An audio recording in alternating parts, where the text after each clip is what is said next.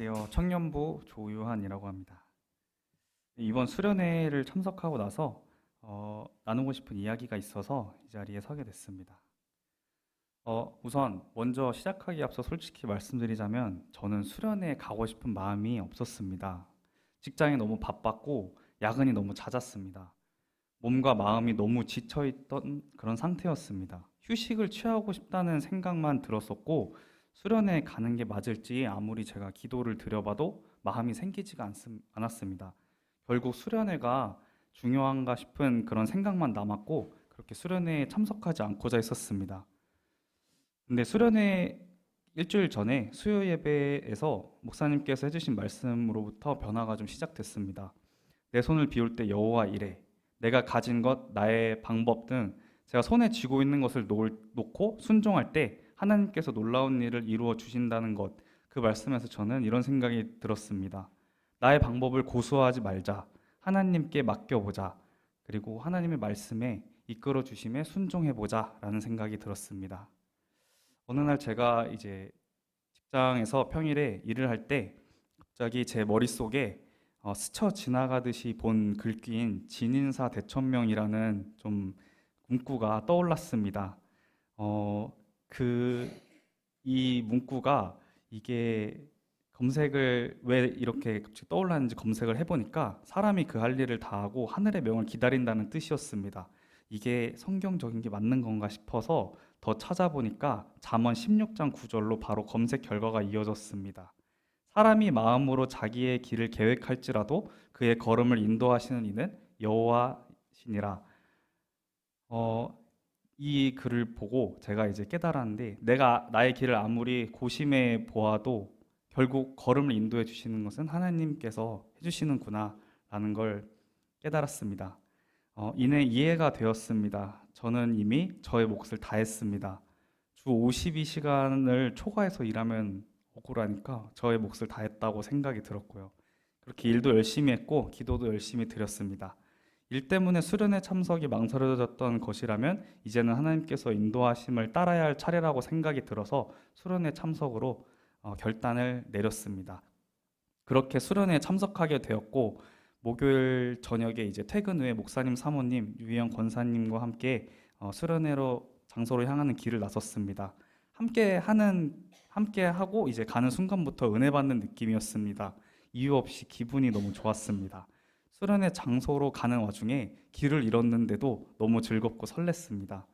수련회 장소에 도착했을 때는 강한 확신이 들었습니다. 지금까지 왜 이렇게 고민했나 싶을 정도로 수련회 분위기가 너무 좋았습니다. 그리고 그 수련회 분위기 속에서 제가 하나님께 드리고자 했던 찬양과 기도가 신기하게도 모두 그간 고생했던 저한테 위로로 돌아오는 느낌을 받았습니다. 그렇게 이제 수련회 첫날은 아등바등 살아오며 지친 저의 몸과 마음이 치유되는 순간을 경험하였습니다. 둘째 날에는 참 와닿는 설교 시간이 있었습니다. 말씀은 사사기 말씀이었습니다. 평소 교회에서 목사님께서 진행해 주셨던 그 말씀이었습니다. 사사기 7장 7절부터 9절로 이제 진행이 됐었는데 그 내용이 강하게 마음에 박혔습니다. 기드온이 300명의 용사로 미디안을 격파했다는 내용이었는데 결국 하나님의 말씀에 순종하고 믿으며 나아가면 모든 것을 해결해 주시고 모든 것을 다 이제 맡아서 해주신다는 그런 깨달음으로 이어졌습니다. 신기했습니다. 일상에서 반복해서 듣던 말씀이 수련회에서도 계속 반복해서 제가 깨달음을 얻게 되는 과정을 겪었습니다. 기도 시간에는 또 온 몸과 마음을 하나님께 맡긴다는 생각으로 그렇게 기도에 임해 보았습니다. 그때 신기한 일이 일어났는데 이제 미숙 권사님께서 제 등에 손을 대고 기도를 해주시는데 발끝부터 머리 끝까지 온몸이 뜨거워지는 그런 경험을 좀 신기한 경험을 했습니다. 그렇게 이제 수련회 기간 내내 제가 기대하고 상상했던 것보다 계속 저한테 어떤 일이 일어나고 있고 무언가 흘러넘쳐 들어온다고 느꼈습니다. 이내 제가 이것이 은혜구나라고 깨닫는 그런 순간을 마주하게 되었습니다. 그렇게 수련회 기간 동안 제가 하나님께 드린 찬양과 기도는 저에게 위로로 돌아오며 치유가 되고 그리고 이후에 하나님을 경외하고 더 원하는 마음이 생기는 그런 어, 수련회를 보내게 됐습니다. 수련회에서 돌아와서 주일 설교 내용도 또 다시 사사기 말씀이었습니다. 정말 놀라웠습니다. 그때 이제 제가 이제 복습 과정까지 이제 됐는데 그렇게 이제 깨달은 내용은 결국 중요한 것은 제가 생각했을 때 이 일이 말이 되느냐, 이게 이해가 되느냐, 이것이 관건이 아니라 하나님의 말씀에 순종하는 것이 중요하다는 것을 깨달았습니다.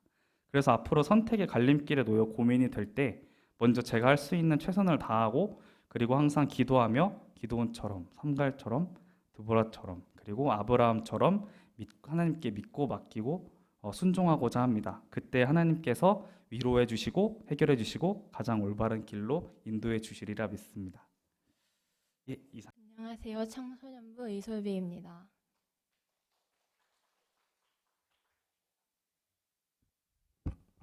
저는 지난 수련회에서 받은 은혜가 다 떨어지고 우울한 무기력함과 외로움에 갇혀 난 혼자야 아무것도 하기 싫어와 같은 생각, 말을 하며 살았습니다. 그런데 수련회가 다가오니 점점 기대가 되었습니다. 그리고 기대함으로 준비한 수련회에 도착하니 수련회에 있는 동안에 자유롭지 않을 것이라는 생각이 들며 불평하기 시작했습니다. 예를 들어, 나 친구랑 전화도 못 하는데, 핸드폰도 못 보는데, 늦잠도 못 자는데 등 여러 가지 불만을 내뱉었습니다. 그리고 수련회를 시작하고 찬양할 때 진심으로 찬양하지 않았습니다. 주변 사람들이 눈치 보이고 부끄러워서 그냥 박수만 치면서 찬양했습니다. 그리고 저녁 집회가 시작할 때 기도했습니다. 다른 사람들을 신경 쓰지 않고 주님만 바라보고 찬양하며 기도하고 싶다고. 근데 저는 부끄러워서 항상 조용히 기도하고 찬양했는데 신나는 찬양이 나올 때 뛰면서 신나게 찬양했습니다. 아무것도 신경 쓰이지 않아서 감사했습니다. 기도할 때도 주님의 이름을 부르짖으며 저는 부족하고 연약합니다. 주님 나를 사용하실 수 있습니까? 이런 내가 주님을 만나기 원합니다. 나를 만나주세요 라고 기도했습니다. 그런데 내가 주님을 만났다는 생각이 전혀 안 드는 겁니다. 그래서 정말 목이 터져라 부르짖고 오열하기도 했고 목소리가 나지 않을 때까지 기도했지만 응답을 받지 못해서 다음 날에는 더 열심히 찬양하고 기도했습니다. 주님, 제가 주님을 만나기 원합니다. 제가 주님을 믿는다고 하면서도 온전히 믿지 않았음을 고백합니다.